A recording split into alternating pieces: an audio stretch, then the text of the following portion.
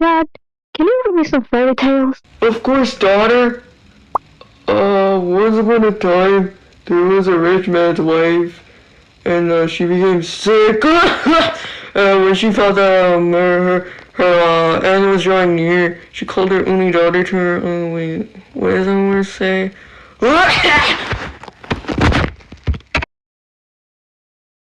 Dad, you kind of suck at reading stories. I like Mom better.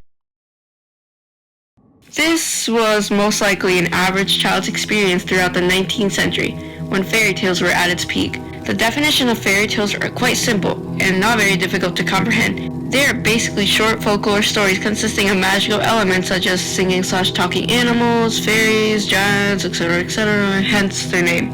Most of these stories have a similar motive, battling good and evil. Usually, fairy tales start and conclude with well-known phrases, once upon a time, and happily ever after. These stories habitually are targeted towards children due to their simple writing and important lessons buried in words. However, did you know that fairy tales were originally never written to be wholesome and conclude with a happy ending? Most of these stories were initially so gruesome and dark that the creators, Brothers Grimm, had to change them over time to make the stories more suitable for children. So today, I and two other good fellows are going to summarize the stories of three classic fairy tales. Instead of the typical family-friendly ones, we are going to be retelling the darker ones.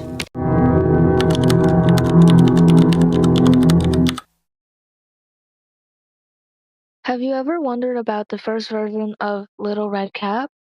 Or if there's a dark meaning behind it?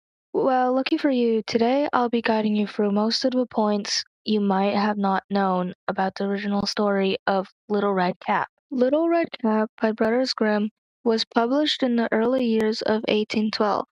This book, published by the Brothers Grimm, is based on an original literary book version called Little Red Riding Hood. However, Little Red Cap is originally written in German, which I cannot pronounce, while Little Red Riding Hood is written in French, notably by the author Charles Perrault, published in 1697, and is also titled Les Petites Chapeaux Rouges. What I'm basically saying is Little Red Riding Hood by Brothers Grimm isn't an original story, but it has the same meaning as Little Red Riding Hood. Okay, what happens now? Well, how about I fire off what these stories mainly mean, including the dark meaning you've been all waiting for. The main message, aka meaning, is quite simple. Their meaning is that these stories are on the core of stranger danger. In other words, a fairy tale against trusting strangers. Yeah, that is pretty much it. Well, now let's begin with the dark meaning you might have not known.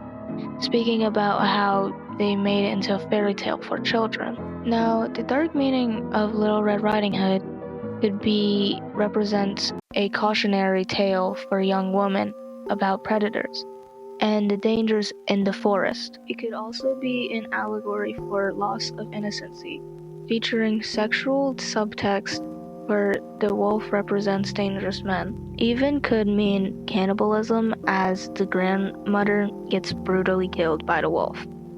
Basically butchers her and tricks the girl into eating her grandma's flesh and drinking her blood. But these stories aren't based on any true story, so how would we possibly believe that this is true?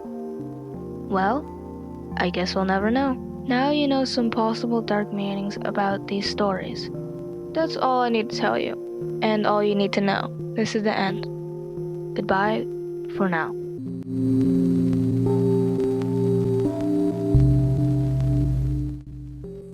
Everyone knows the story Sleeping Beauty, the princess that was hidden away all her life to prevent the curse of being pricked by a spindle on her 16th birthday and falling asleep. Before we get into the original version, here's a little more background information on the other two versions that are more known. The 1959 Disney retell follows Princess Aurora, who was cursed by Maleficent. The curse was to die on her 16th birthday via pricking her finger on a spindle. 3 fairies changed the curse to put her in a deep sleep instead of death. The curse would only break with true love's kiss. Prince Philip battles Maleficent to save her, and then they get married. That is the story most people think of when they hear Sleeping Beauty. Some even think that the Brothers Grimm version of the story, known as Little Briar Rose or Dornröschen in German, is the original. But in fact, the original is actually called Sun, Moon, and Talia, written by Giambattista Basile. The fairy tale is of Italian origin, written in 1634. Here is a quick summary of the original. There was a prophecy prediction in which it says Talia will be endangered by a splinter of flax, which just means a small, sharp piece of fiber gets stuck under her fingernail. She falls asleep from the splinter. After her father sees this and abandons her in a country mansion. A king finds the mansion and inside finds her. Yet instead of waking her, he violates her and leaves. She later gives birth to twins, which she names one sun and one moon.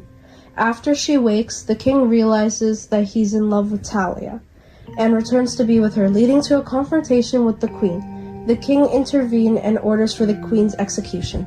So the moral of the story basically is, in the end, what's meant for you will find you.